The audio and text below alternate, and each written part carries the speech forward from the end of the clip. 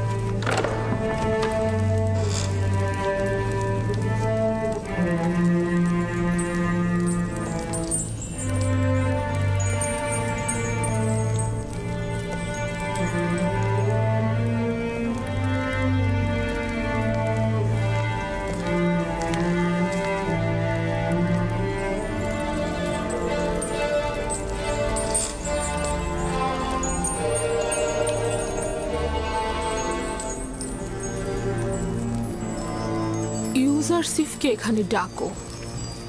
সে প্রবেশ করলে সপ্ত দরজা বন্ধ করে দেবে। তামা, তিয়া, মেনি সব গোলামকে এখান থেকে সরিয়ে নিয়ে যাও।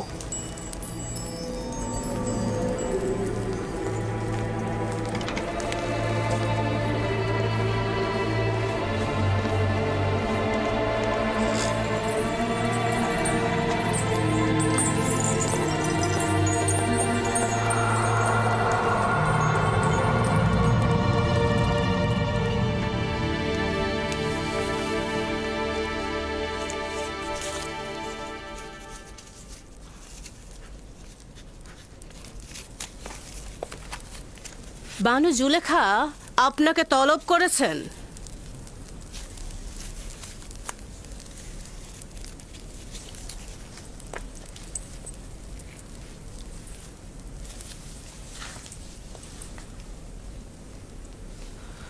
আপনি যান, আমি আসছি। ঠিক আছে, তাহলে আমি সপ্ত দরজার নিকট অপেক্ষায় থাকলাম।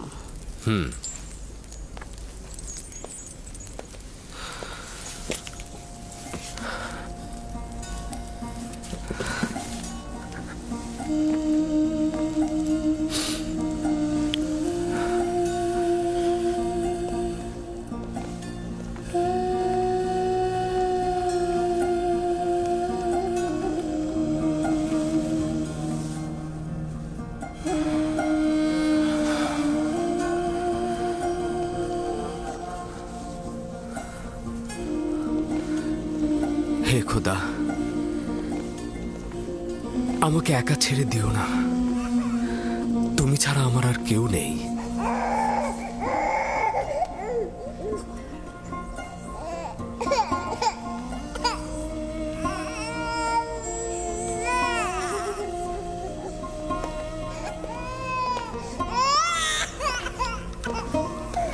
কি ব্যাপার সিতেনে?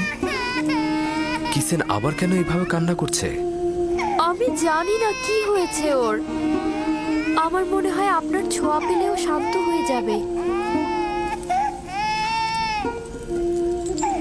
কি হলো, শান্ত হচ্ছে না কেন?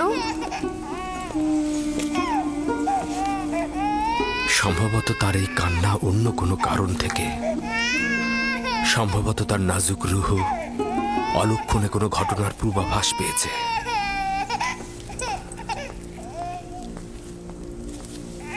অলক্ষণে ঘটনা?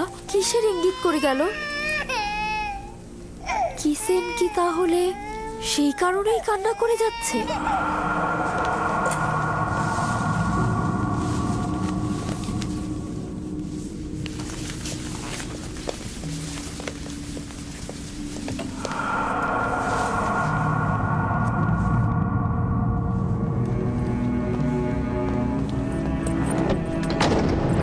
যখন তখন যে কেউ এই কামরায় ঢুকতে পারে না।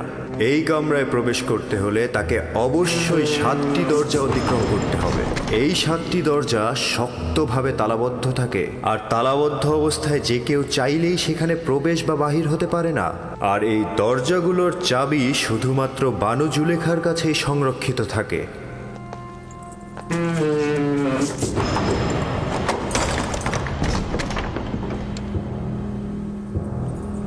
বানু জুলেখার আদেশ।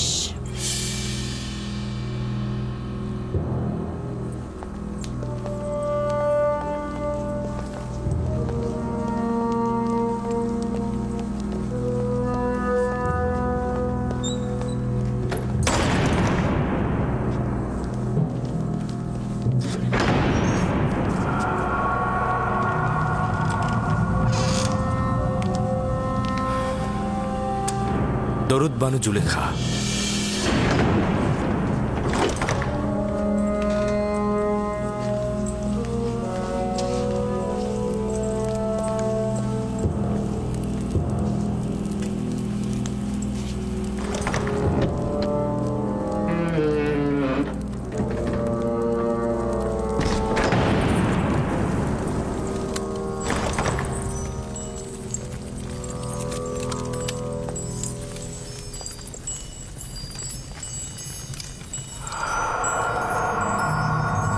তুই অবগত রয়েছিস যে তুই আমার গোলাম? জি আমার বানু।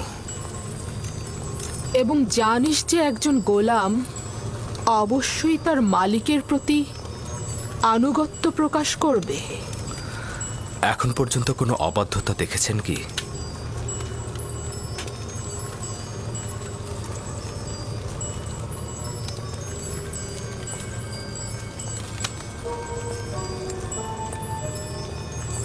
আজকেও তাহলে তুই আমার আনুগত্য পোষণ করবি? যদি কোনো আদেশ করেন অবশ্যই শিরোধার্য।